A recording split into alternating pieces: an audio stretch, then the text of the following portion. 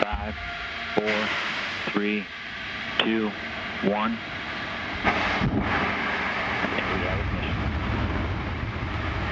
And we have liftoff of Antares, the Orbital 3 mission that brings Cygnus on its third CRS mission to the ISS.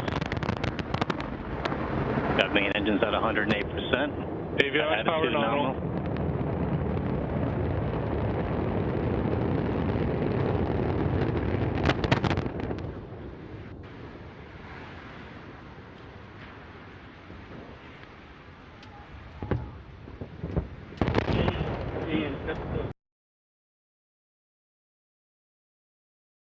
The possibility that trouble may develop with the Atlas or the Redstone during the countdown or during the takeoff is looked squarely in the eye by the astronauts and the engineers behind Project Mercury.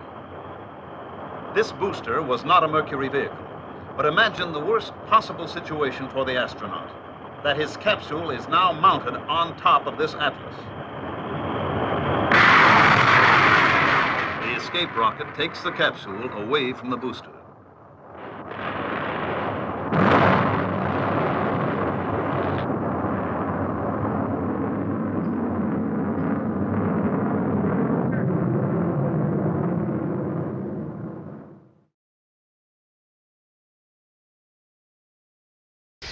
Neuf, 8, 7, 6, 5, 4, 3, 2, unité, feu.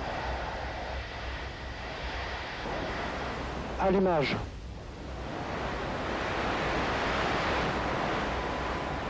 Décollage.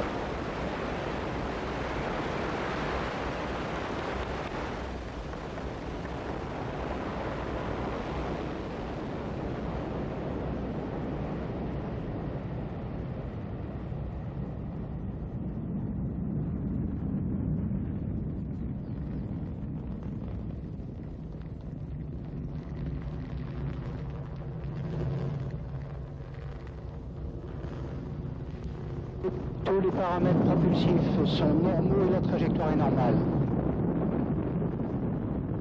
37 seconds into the launch, the onboard computers decided 501 was 90 degrees off course.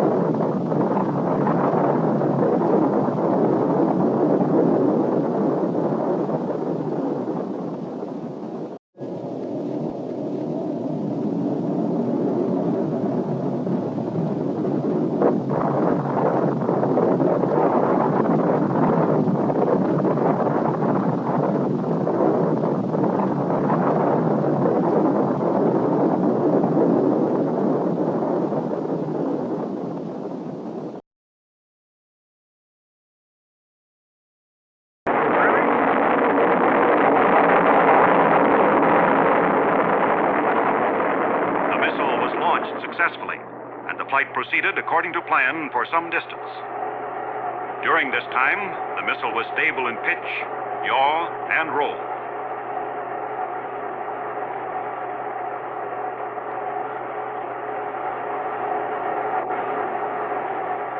Then a failure occurred involving one engine. And shortly thereafter, another engine also lost power. It was therefore necessary for the range safety officer to destroy the missile by remote control.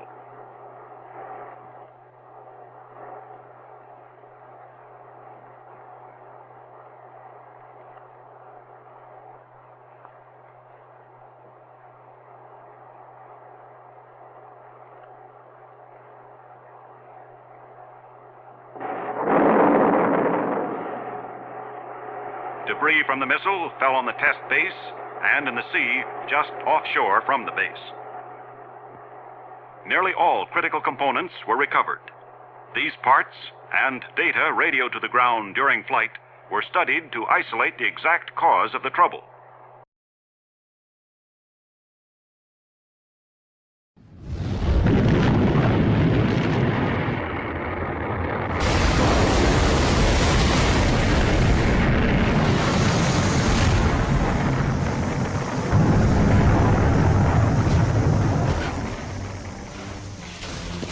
1 in 5 Titan rockets fail.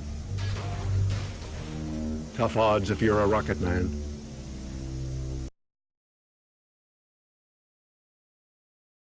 Minus 10, 8, 7, 6, 5, 4, 3, 2, 1.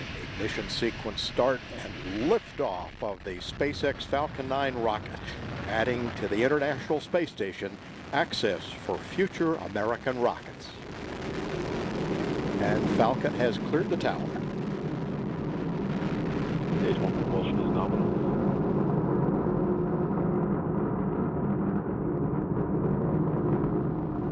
Vehicles programming downrange.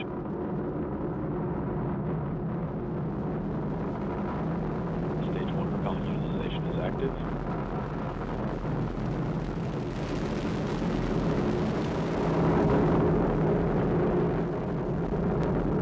Power and telemetry nominal.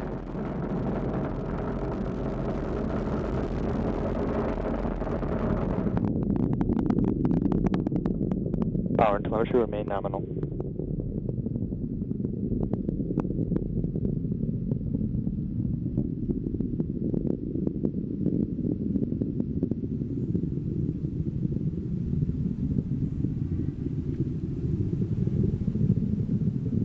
Impact chill has begun. T plus 2 minutes. Altitude 32 kilometers. Speed 1 kilometer per second. Downrange distance 13 kilometers.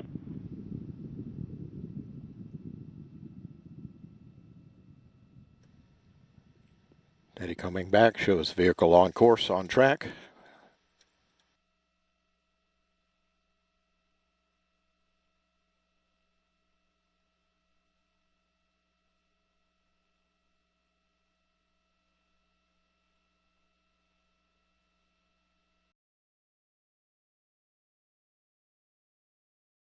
After nearly a year's delay posed by its liquid hydrogen fuel, the mighty Centaur is on its pad at Cape Canaveral for a maiden flight.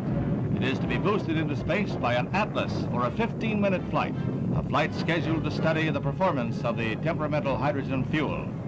The Centaur is designed to put a payload of more than a ton on the moon or 1,000 pounds in the vicinity of Mars or Venus. The first few seconds of the shoot go without incident. The Centaur climbs to 30,000 feet, then malfunction.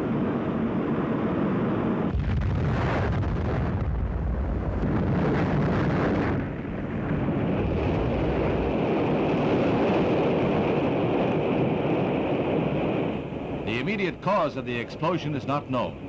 But if it happened in the Atlas booster, it means a probable delay for the next U.S. orbital flight by astronaut Malcolm Carpenter.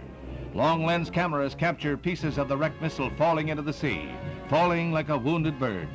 However, in the race for space, scientists find progress in every failure.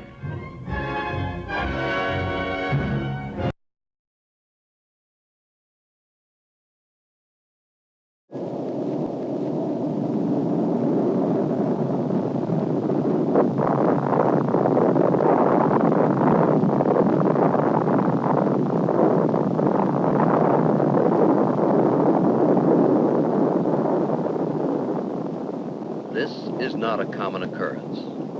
In this case, there were no human casualties. The catastrophe was not the result of individual carelessness, but it could have been. In a situation with human lives at stake, disaster is a potential, and lives are at stake, even your life, wherever toxic propellants are handled.